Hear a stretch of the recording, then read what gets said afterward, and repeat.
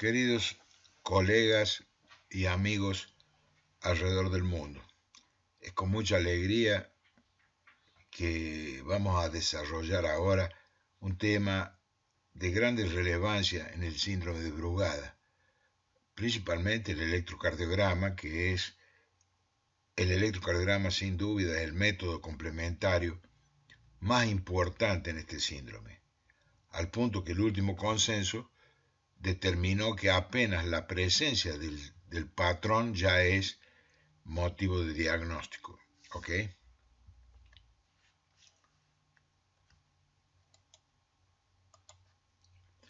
Bueno, eh, de acuerdo al primero y segundo consenso Brugada, el primer consenso fue en 2002 y el segundo, donde yo tuve la honra de formar parte, fue en 2005. Ambos consensos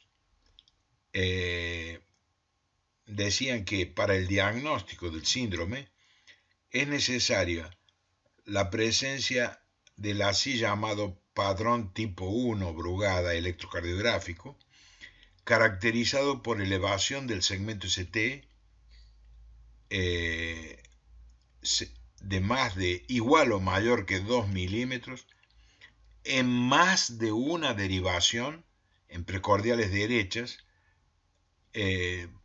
posicionadas en la posición convencional o en precordiales derechas altas en el segundo, tercero espacio intercostal. Esto es diagnóstico espontáneamente ese patrón o después de provocada por drogas endovenosas de la clase 1A administradas endovenosamente. El padrón tipo 2 y 3, según estos dos primeros consensos, tenía que tener más de una derivación en precordiales derechas. Y además de este elemento electrocardiográfico, en ese primer y segundo consenso era necesario ausencia de cardiopatía estructural, o sea, un corazón anatómicamente normal, que no haya efecto de drogas, disturbios electrolíticos o enfermedad coronaria, que se haya, o otro elemento podría ser también que se haya documentado taquicardia ventricular polimórfica o fibrilación ventricular. También es un elemento importante una historia familiar de muerte súbita en menores de 45 años, en parientes de primero de grado. La muerte súbita es aquella muerte que ocurre o es definida por una muerte inesperada que ocurre dentro de una hora de iniciadas las manifestaciones clínicas. Después, el patrón tipo 1, llamado COVID type, en el probando y en familiares, la inducción en el estudio de la programación eléctrica estimulada, inducción de fibrilación ventricular, en Programmed Electrical Stimulation, y la presencia de síncope, paro cardíaco y también respiración agónica nocturna. Y aquí están representados los tres tipos descriptos y ratificados en el segundo consenso. Fue descrito en el primero y fue ratificado en el segundo y en el tercero. O sea, 2002, 2005 y 2013, los consensos oficiales ratificaron tres formas electrocardiográficas. El tipo 1, caracterizado por elevación del segmento ST, COVID o triangular, de más de 2 milímetros o igual a 2 milímetros, 0,2 milivoltios, en más de una derivación precordial, seguida espontánea o por efecto de drogas de la bloqueante de calcio de la clase 1, seguida de onda T simétrica negativa. Ese es el tipo 1. El tipo 2, caracterizado por una repolarización muy característica que se llama en silla de montar, saddle block, aquí, silla de montar. Eso tiene que ser elevación del segmento ST de más, igual o mayor que 2 milímetros, con la apariencia en silla de montar y seguido de onda T positiva o variable. Y el tipo 1 tiene que ser elevación del punto J y del segmento CT menor que 1 milímetro y con variable aspecto. Esto es una cosa un poco exagerada, nos parece. Tanto es así que en 2012 el profesor Antonio Vallés comandó un consenso sobre el electrocardiograma del Brugada, no sobre el síndrome en general, sobre el electro y sobre su diagnóstico diferencial. Y él los dividió en dos tipos. El tipo 1, caracterizado por ST segment elevation y convex seguido de onda T negativa simétrica. El ST podía ser convexo para arriba o puede ser rectilíneo descendente. El tipo 2, en silla de montaría, con un patrón en precordiales derecha trifásico, R, S, R línea, con la R línea de contornos romos y un ángulo aquí un poco ancho. Ese ángulo es dado por la rampa ascendente de la R y la descendente, ese ángulo por volta de los 50 grados. ¿Ok? Entonces eliminóse el tipo 3 que se juntó con el tipo 2. Vean ustedes, aquí tenemos un típico tipo 2. ¿Cómo lo diferenciamos de un bloqueo incompleto del ramo derecho o completo de un atleta? Aquí tenemos la característica, es que la R línea es bien estrecha, ¿ok? El ángulo, llamado ángulo beta, es ancho en el Brugada tipo 2, por vuelta de los 50, 60 grados, al paso que aquí el ángulo es extremadamente estrecho, la R línea por vuelta de 10 a 12 grados. El aspecto es arredondado, al paso que aquí es puntiagudo. La R línea es una punta, no es redondeado. La R línea, el voltaje usualmente más bajo que la R primera, ¿ok? Aquí usualmente es más alto la segunda que la primera. Y la rampa descendente de la R es lenta en su descenso, contrariamente al bloqueo inocente, que es rápido el descenso. Por lo tanto, el ángulo es bien estrecho. ¿Ok? Y el doctor Vallés y nosotros comparamos el electro del Brugada en su tipo 1 y tipo 2, aquí el tipo 2 con el típico silla de montar, la repolarización con el R línea ancho, aquí RS R línea con el ST seguido de onda T negativa simétrica. Aquí en el pectum excavatum, la característica del pectum excavatum, el pectum excavatum es una deformidad torácica en donde el corazón tiene una rotación empujado por el tórax. Entonces, una de las características es la negatividad de la onda P en B1 o B1 y B2. Esto es una característica muy importante. Y otra cosa, repolarización negativa. Y una cosa que suele ocurrir que no está aquí, que el QRS en B1 es pequeño, muy pequeño en relación al segundo B2. Aquí el atleta atletas de élite normales pueden tener bloqueo de ramo derecho, pero se diferencian por tener la R línea bien estrecha.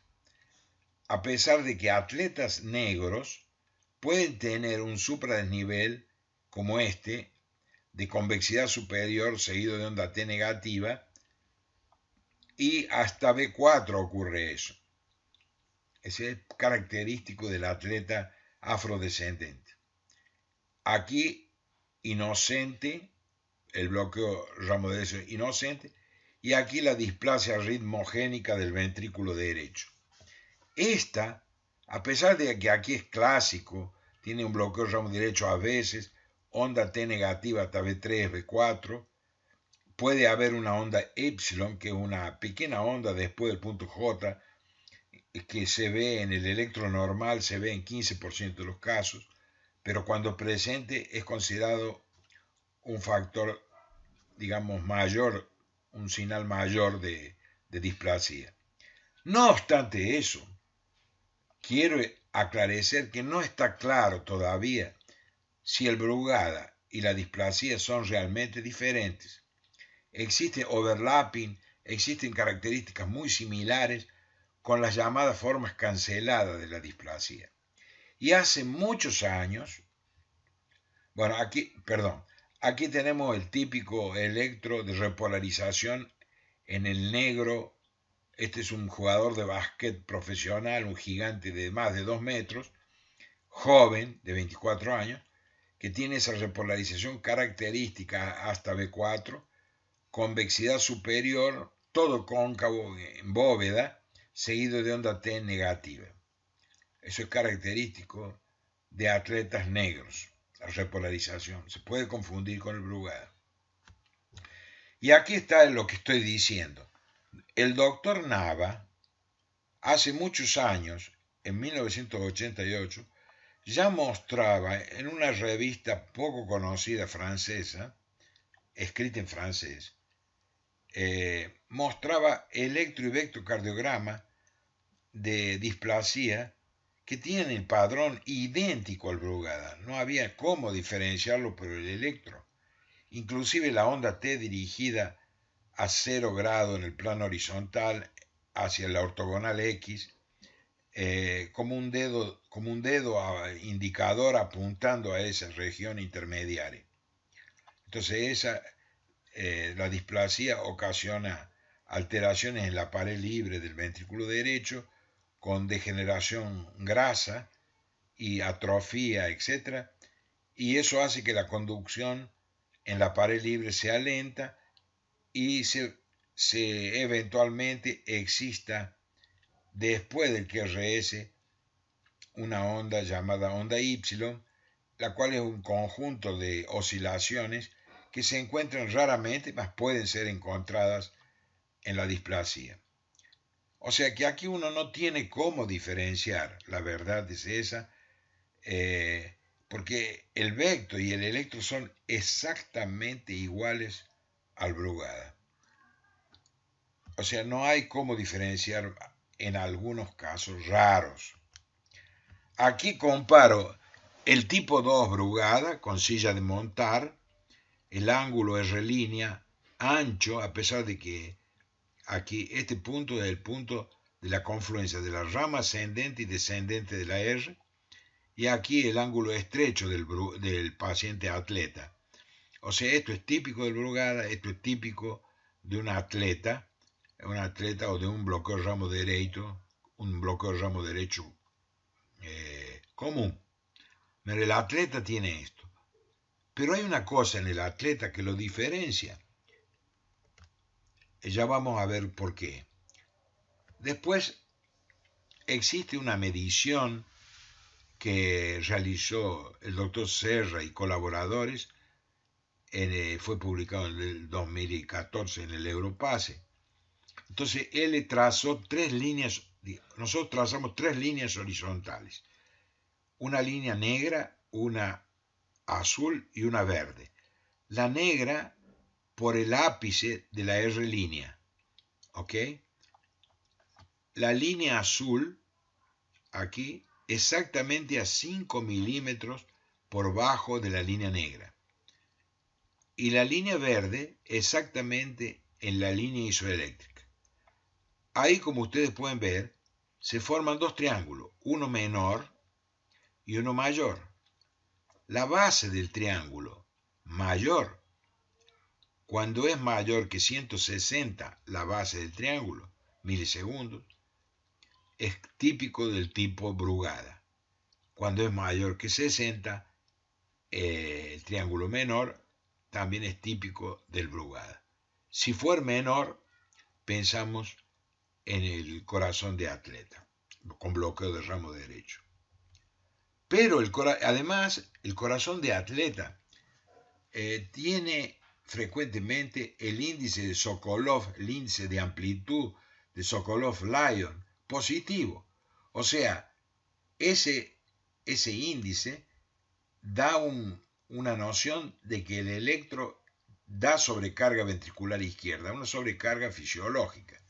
Si yo sumo la profundidad de la S en B2 más la altura de la R en B6, si eso atinge 35 milímetros, es positivo para sobrecarga ventricular izquierda, lo que ocurre con frecuencia en atletas de élite, ¿no? Y aquí vean ustedes, arriba, la imagen del tipo 2 o saddleback o en silla de montar. Vean que la silla de montar es característica, esas dos ondiñas ahí, y eso obedece a que el potencial monofásico del epicardio hace una subida grande y es responsable por el segundo módulo aquí. En este segundo módulo depende del epicardio el potencial monofásico del epicardio tiene una muesca muy grande que se llama notched. ¿Ok? Ahora viene la confusión. Después de haber modificado Bayes en el consenso y nosotros que firmamos ese consenso, los tres hermanos Brugada estaban, ¿qué aconteció? Un nuevo consenso, un año después, ignora totalmente la existencia de apenas dos y continúa con los tres tipos. Y además dice lo siguiente, que yo he puesto aquí en castellano para que se lea fácil. Actualmente, la presencia apenas del padrón tipo 1, incluso cuando no se cumplen los otros criterios clínicos, durante el seguimiento, puede asociarse a muerte súbita cardíaca. Así, todo paciente que presente apenas el padrón tipo 1, incluso cuando esté aislado, debería ser considerado un paciente de riesgo. O sea que, como pueden ver, el último consenso da categorización enorme apenas al patrón electrocardiográfico tipo 1, sin necesidad de las otras cosas que el consenso 1 y 2 señalaban. Aquí hay una cosa importantísima que debemos saber y que la literatura se ha equivocado muchas veces. Uno pregunta, ¿a dónde termina el QRS y a dónde comienza el ST? Aquí tenemos la R, la S grande y la R', y trazamos una línea tangente a la rampa descendente de la R, línea, y en el momento en que esa tangente se separa de la rampa descendente de la R, en ese momento se considera que es el punto J, o sea, el punto de unión entre la despolarización y la repolarización ventricular. Sin embargo, en revistas de primera línea y escrito por investigadores de gran talento, cometen un error enorme. Vean ustedes, lo que ellos llaman RJ va del inicio de la R al ápice de la R', cuando no es así. Este es el J y no ese punto máximo ahí. Entonces, esto fue aprobado justamente para decir que el QRS, cuanto más ancho, más riesgo existía. Si no sabemos medir cuánto mide el QRS, el trabajo pierde absolutamente el valor. Existe un test cuando existe sospecha de brugada. Hay un test que se usa, el que más se usa, de las antiarrítmicos de la clase 1A o de la clase 1, inyección endovenosa. Yo lo escribí también a esto en español para que se entienda mejor. La prueba de Asmalina. ¿Cuándo usamos la prueba de Asmalina?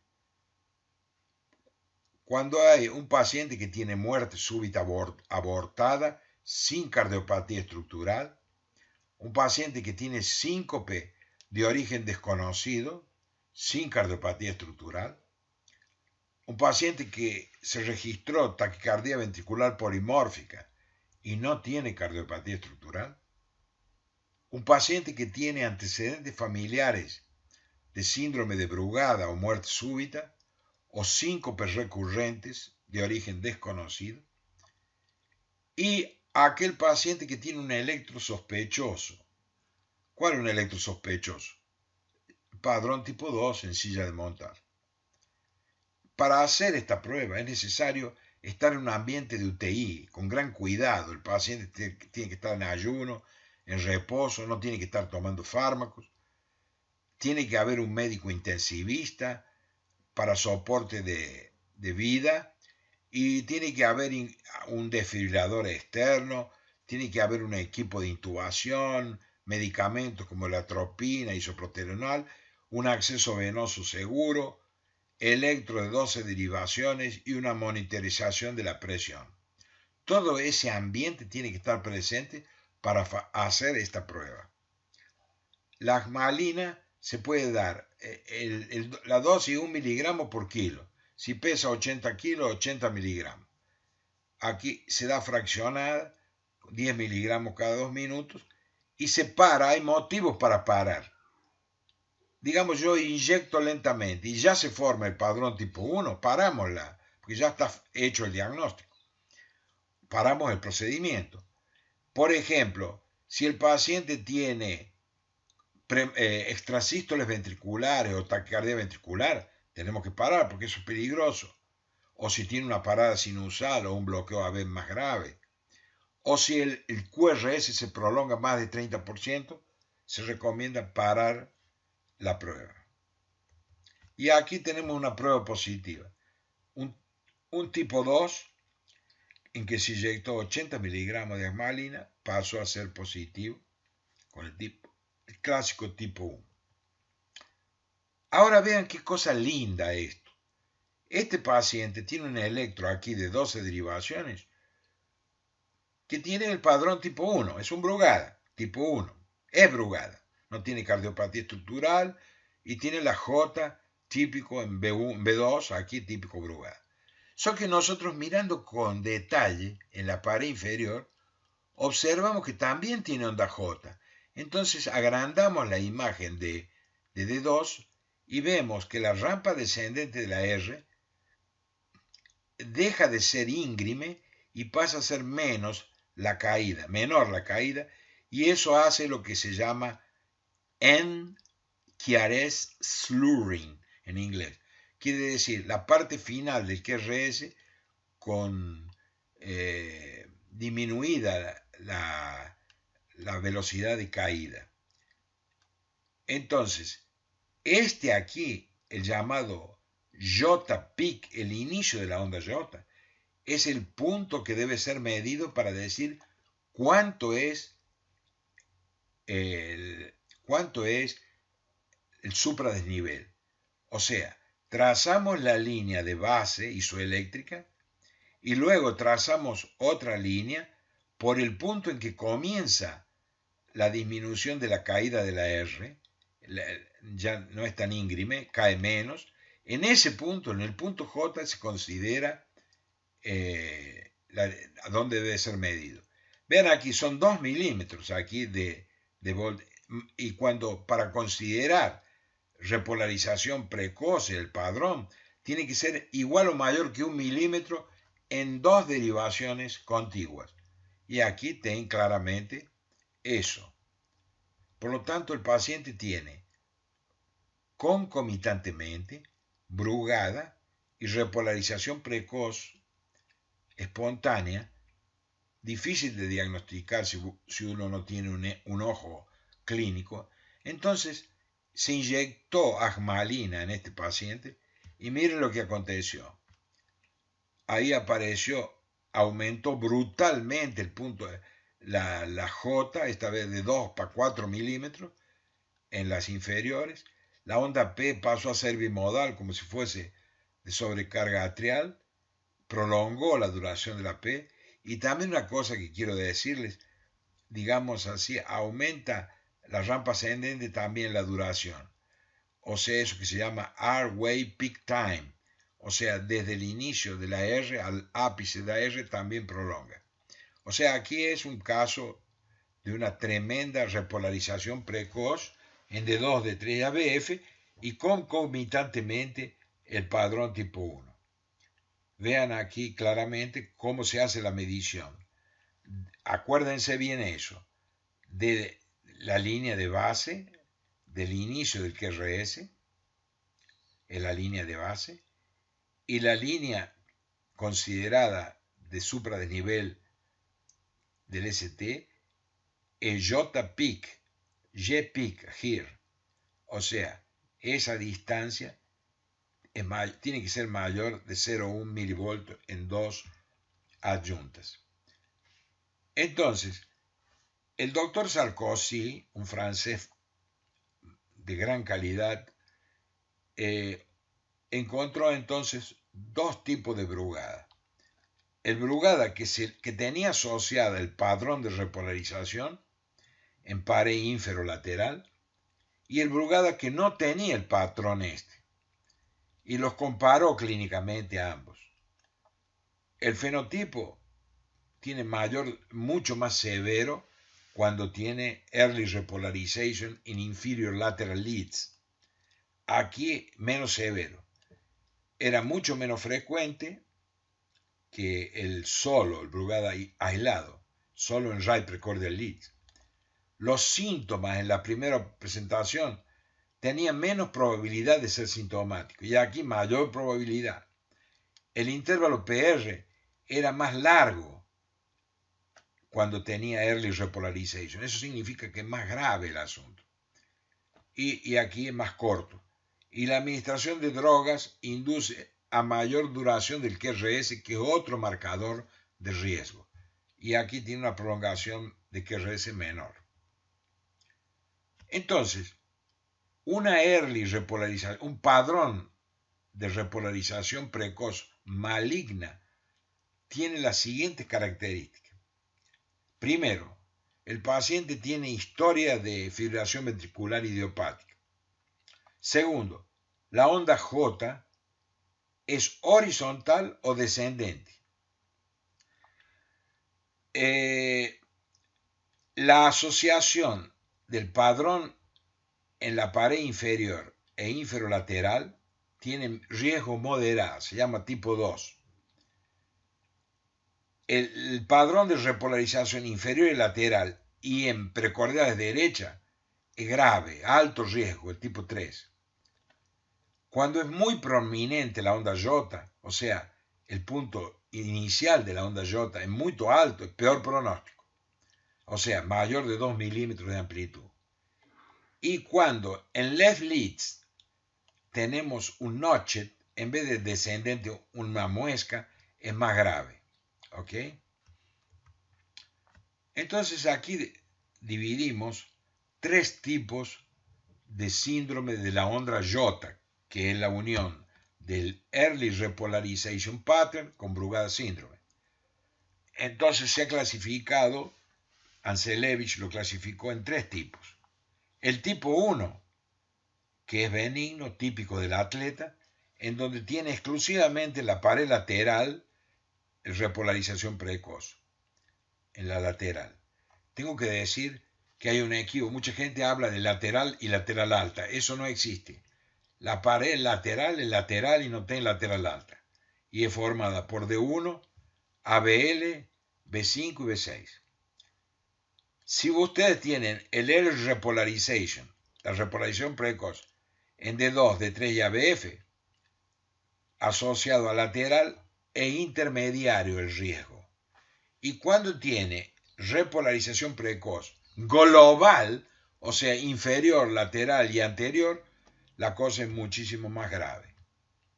Aquí tenemos un típico benigno de un atleta, la repolarización precoz grande, que parece que sea una media boca dando risa, con una T alta.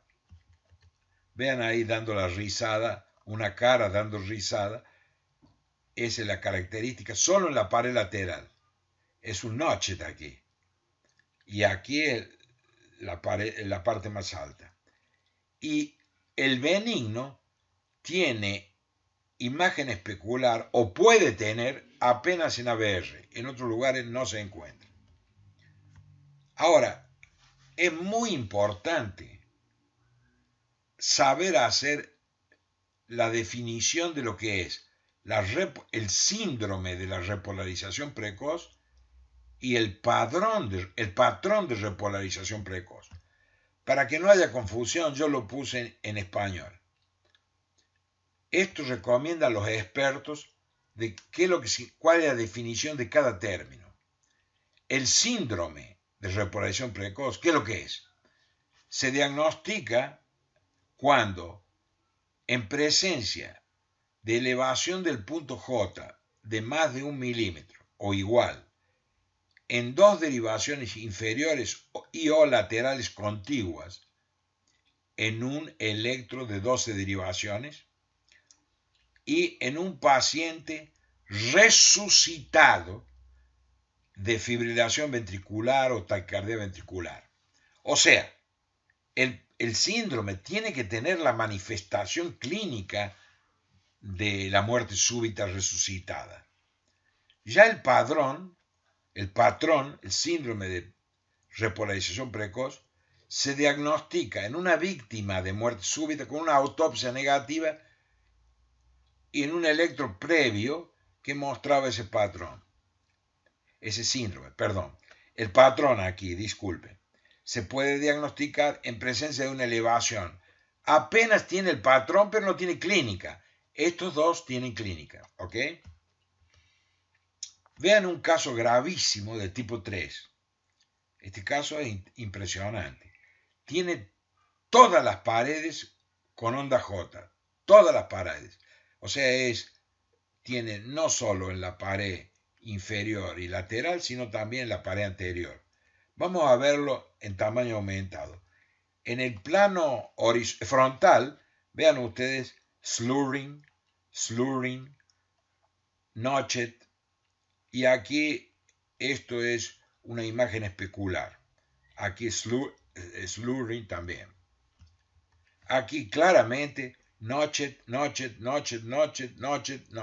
Toda la pared anterior típico de un global. O sea, ese paciente le indicamos CDI y él recusó, no quiso saber. Entonces iniciamos quinidina. ¿Y qué aconteció? En poco tiempo, al tercer día, el electro había normalizado. Como ustedes pueden ver, la frecuencia mejoró, y eso probablemente porque la quinidina es una droga que bloquea el canalito, tiene una acción de mejora vagolítica por bloqueo muscarínico y exacerba el reflexo simpático. Por lo tanto, vean ustedes lo que aconteció. Desapareció la manifestación del patrón. Y este es un caso mío, que fue uno de los primeros de la literatura, en 2004, o sea que ya tiene 16 años. Vean ustedes, en ese tiempo No existía esto de padrón early en inferior y lateral leads. Entonces, en esa misma publicación, el doctor Gusak dice, esto tiene una morfología de Lambda Way. La morfología, entonces le llamó Lambda Way. Es un paciente asiático, tailandés, que trabajaba de cooker aquí en San Pablo y no hablaba portugués y tuvo una muerte súbita que yo conseguí registrar. Le puse un holter y esa noche murió. Aquí está, vean ustedes, aquí está slurring igual que aquí, pero lo que me llama la atención de este paciente es que del inicio del QRS hacia el ápice hay una prolongación enorme del R-Way Peak Time, o sea, lo que se llamaba antiguamente deflexión intrinsecoide o ventricular activation time. Eso indica que hay un dromotropic disturbance de despolarización a través de toda la pared ventricular. Y ese paciente fue grabado por el Holter la muerte, un cardiac stop rapidinho que aconteció. Y vean qué cosa impresionante ese Holter a las 3:30 de la mañana, 3:40 de la mañana. Muere el tipo con una taquicardia rapidinha que degenera rápidamente en fibrilación ventricular y asistolia. Quiero decir, esto es una observación mía, que el Brugada, al igual que un infarto con supra, tiene imagen especular, mirror image, imagen en espejo, que aquí pueden ver ustedes en la pared inferior claramente, y una insinuación en B6. Otra cosa importantísima en el Brugada es la onda P. En este caso era un paciente Brugada en que tenía un tipo 2 en el electro, entonces se indicó una inyección de asmalina. Pero ya antes de la inyección ya tenía la onda P prolongada, como si fuese una sobrecarga auricular. La prolongación de la onda P hoy es considerada un factor de riesgo para muerte súbita, es un factor de riesgo. Y para fibrilación auricular, la cual es un factor de agravamiento del cuadro. ¿Okay? Cuando se inyectó la asmalina, aumentó brutalmente la duración de la P, indicando que la droga tiene un efecto también en la aurícula importante. Entonces, acuérdense de ese detalle. Generalmente, esos pacientes tienen genética positiva, que son apenas 25%. Entonces, vean lo que ocurre. El disturbio de conducción interauricular fue clasificado en 3 tipos por Vallès, siendo el tipo más avanzado, el bloqueo interatrial avanzado, aquel en donde hay un bloqueo total entre la conducción de los atrios. Primero los atrios se produce la activación de la aurícula derecha y después el septo y después el atrio izquierdo al final. La despolarización no debe pasar de 110 milisegundos. Primero el atrio derecho, después lo interatrial. Cuando hay un bloqueo total, un avanzado que puede ocurrir en el Brugada, porque ustedes han visto que hay un grande prolongamiento de la P. Habiendo un total bloqueo en la conexión interatrial, la activación auricular se procesa del atrio izquierdo, se procesa de abajo para arriba, y entonces nosotros tenemos una onda P bimodal en inferior leads de 2 de 3 y ABF plus minus. Eso es el Advanced Interatrial Block, que cuando asociado a fibrilación atrial o otra manifestación se ha venido a llamar recientemente síndrome de Vallès. Y este podría estar en el Brugada, porque el Brugada tiene enfermedad del atrio también. Otra cosa importante es el intervalo PR. El intervalo PR ya incluye la onda P, pero los Brugadas con graves tienen PR prolongados. y generalmente son individuos que tienen la mutación SCN5A. Aquí, por ejemplo, ustedes ven que el PR no solo depende de la P, sino también del nódulo AB y el GIS. La prolongación del PR en el Brugada está en el GIS, por eso es más grave. Hay un GIS prolongado de 100 milisegundos, por ejemplo, o un split GIS, o sea, una división entre los GIS antes y después del bloqueo. Entonces, recuérdense que la PR prolongado en el Brugada es un marcador de riesgo. Y aquí tenemos la única genética que hoy se acepta indiscutiblemente como causa del Brugada. Pero ustedes vean que la mutación en ese gen que afecta el canal de sodio da una pléyade de fenotipos. Puede ser el Brugada asociado al Early Repolarization Syndrome, formando lo que se llama J-Way Síndrome, el Lonke T3, el Lenegre, el Six Sinus Síndrome, la muerte súbita nocturna. Este muy interesante se llama Multifocal Ectopic Purkinje Related Contractions, Premature Contraction. O sea, esto hay un gaño en la función en el sodio. Y existen la cardiomiopatía dilatada, la fibrilación auricular familiar y el SID, ¿no es cierto? El SID también es otra que se puede ver la muerte súbita en estos pacientes.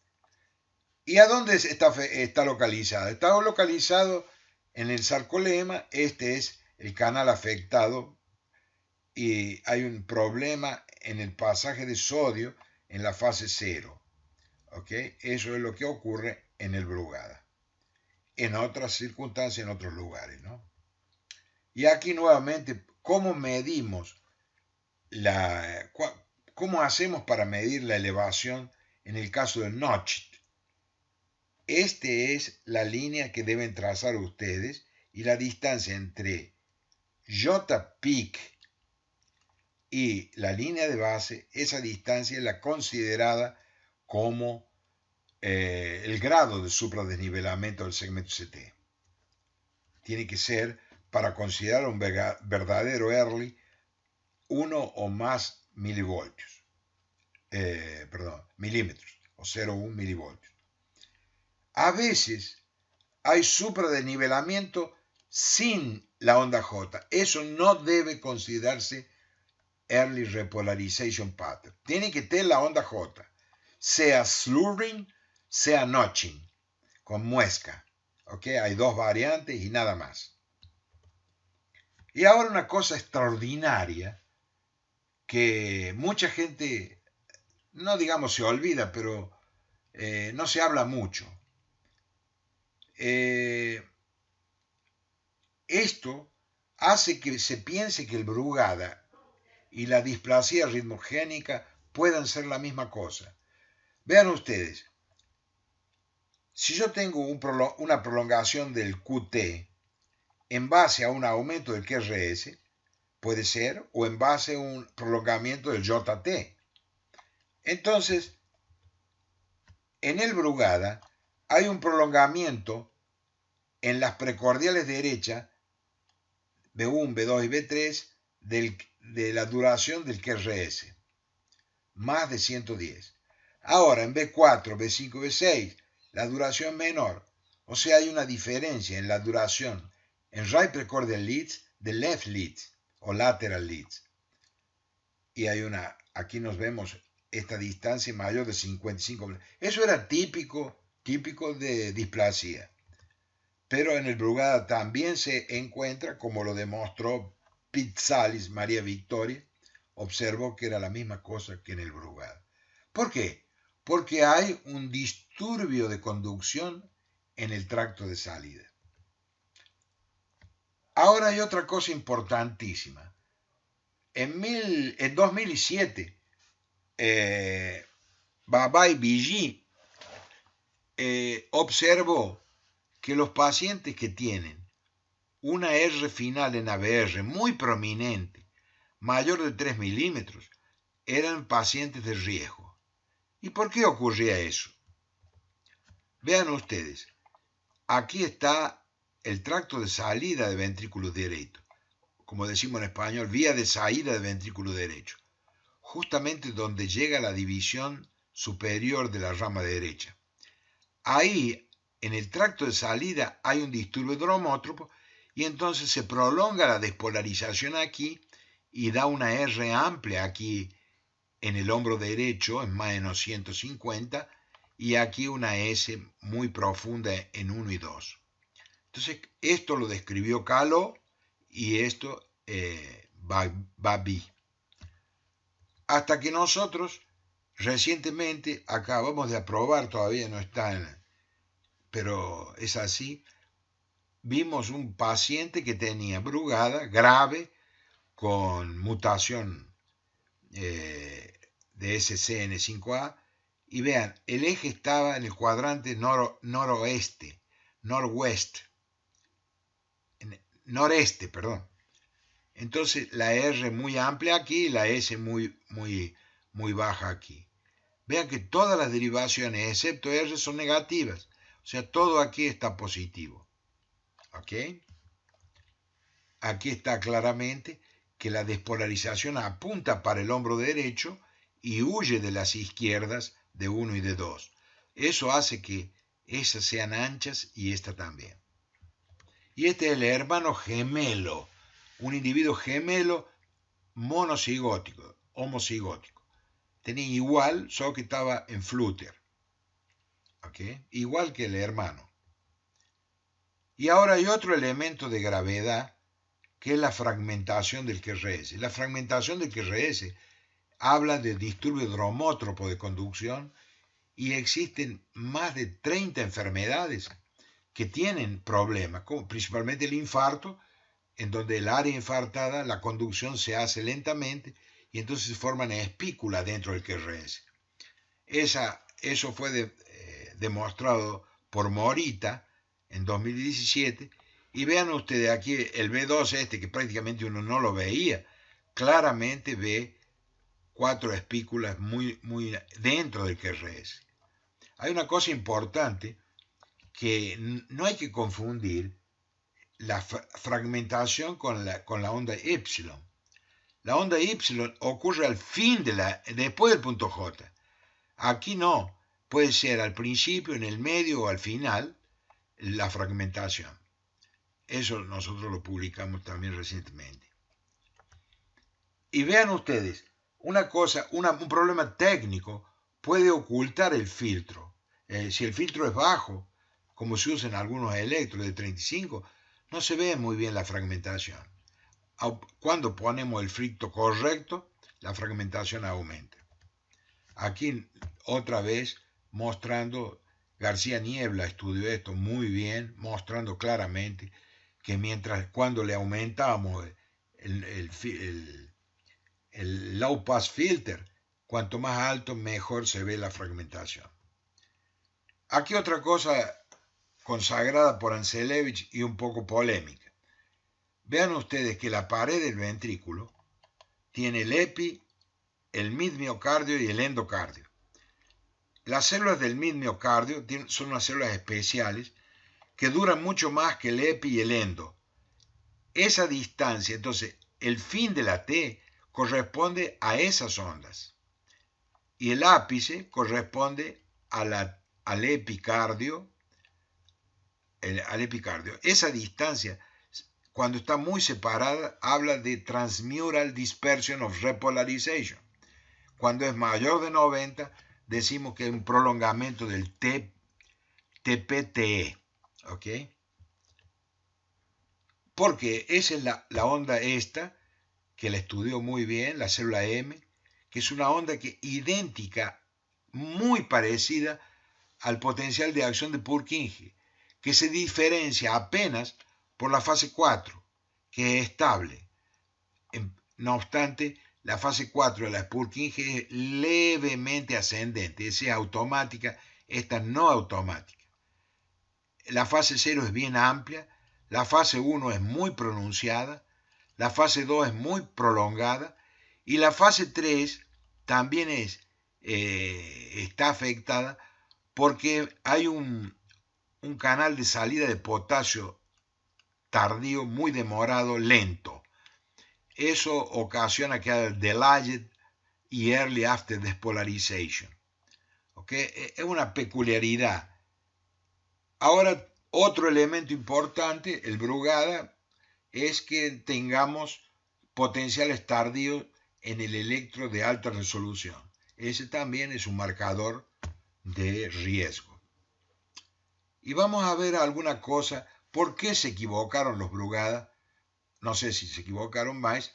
Cuando hacen la primera descripción, ellos dicen que tiene bloqueo de ramo derecho. Luego sabemos que el bloqueo de ramo derecho real, troncular, existe en un porcentaje determinado en el Brugado, más o menos 30% de los casos. Pero claro, los Brugadas miraron ese electro, digamos un ray precordial lead, y vieron un padrón trifásico característico altamente sugestivo de bloqueo de ramo derecho, sea incompleto o completo, como este caso aquí. Pero cuando ese caso vemos todo el electro, por ejemplo en este, ustedes ven que tiene el tipo 1 aquí, pero no tiene nada de bloqueo de ramo derecho, no tiene S empastadas en la pared lateral y no tiene R final amplia en ABR. Por lo tanto, en este caso no tiene bloqueo de ramo derecho. Y además otra cosa llamó la atención. En 2005 se observó que con las malinas el bloqueo de ramo derecho era sustituido a veces por el padrón Brugada intermitentemente. Hacete bloqueo de ramo derecho y hay un intermitente Brugada. Vean aquí el bloqueo de ramo derecho, en un momento dado el tipo 1 Brugada. Entonces nosotros en un paciente Brugada hicimos la maniobra de Chiale, en donde se coloca la punta del catéter en la punta del ventrículo derecho y se elimina el bloqueo de ramo derecho. Al eliminarlo aparece el padrón Brugada, como acontece aquí en la línea negra. Eso significa que él está escondido, el padrón Brugada está escondido por el bloqueo de ramo derecho. No es lo mismo y vamos a mostrarlo con el vector. En mi concepto, no acepto por el mundo, el sistema higisiano intraventricular, por lo menos funcionalmente, es hexafascicular. El izquierdo anatómicamente y electrocardiográficamente es, o sea, tenemos el ramo izquierdo que se trifurca y el ramo derecho que al llegar a la punta viene la parte septal del ramo derecho y en la punta ahí se abre en abanico en la pared libre del ventrículo derecho. En esa pared libre hay 3 lugares a donde se dirige la activación. Una al tracto de salida, otro al tracto de entrada y otro en la porción intermediaria. Vean ustedes qué pasa en el Brugada. El Brugada lo comparamos con el bloqueo de ramo derecho genuino. En el bloqueo de ramo derecho genuino, la característica es que el atraso se localice en el cuadrante anterior derecho, dando una M de mamá aquí, y la T se vaya para atrás. En el Brugada, el atraso no está en el cuadrante anterior derecho, está en el cuadrante posterior derecho, y la onda T, en vez de irse para atrás, se va a la izquierda justo para la ortogonal X, o para 0 grados de la más menos 180, 0 más menos 180. Entonces aquí tiene el bloqueo de ramo derecho genuino. Reparen que parece un dedo de luva aquí, finger-like, parece un dedo aquí, en el cuadrante anterior derecho, y él puede rotar horario, antihorario o en 8, y ahí se clasifican los bloqueos del ramo derecho vectocardiográficamente, en tipo Grisham, cuando rota horario, tipo Cabrera, cuando rota en 8, o tipo 3 o de Kennedy o C, cuando es horario o mínimamente en 8. Entonces nosotros vimos que eran casi todas personas normales, tenían atraso final de conducción, más de 30 lágrimas al fin del QRS, localizadas próximas de ABR, localizadas próximo de más 120 grados en D3, el tipo 2, y próxima de la línea esta, tres tipos describimos. Aquí están los tres tipos. Pero este es el tipo 1, perdón. Este es el tipo 1. En el tipo 1, el atraso se encuentra muy próximo de ABR, pero él gira antihorario, gira horario o gira en 8 como si fuera un monomotor. ¿Ok? Ese es el tipo 1A cuando gira antihorario. Ese se confunde con el Left Anterofascicular Block. Vean esto. Este caso es un Brugada, típico de Brugada, que tiene extremo debido del eje a la izquierda. Cuando le hacemos el vecto, vemos que la salida no es para abajo y a derecha como el genuino Left Anterofascicular Block, sino a la izquierda. Y hay una pasaje rápida de izquierda para derecha con atraso final de conducción cerca de ABR. Entonces esto no es un Left Anterofascicular Block, es un atraso tipo 1A, derecho en la división superior de la rama derecha, en el tracto de salida del ventrículo derecho, el cual es el afectado en el Brugada. Y otra cosa, vean aquí en el plano horizontal la onda T orientada hacia la izquierda y no para atrás. ¿Ok? El dedo apuntando ahí. Entonces aquí comparo.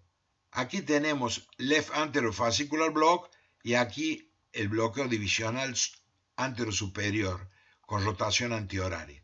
Parecen iguales, pero no son. La primera porción se dirige a izquierda y aquí se dirige a abajo y a derecha apuntando para más 120 grados en D3. La rotación es casi toda en el cuadrante izquierdo y aquí no, hay una pasaje rápida de izquierda para derecha y un atraso final de conducción propio cerca de ABR.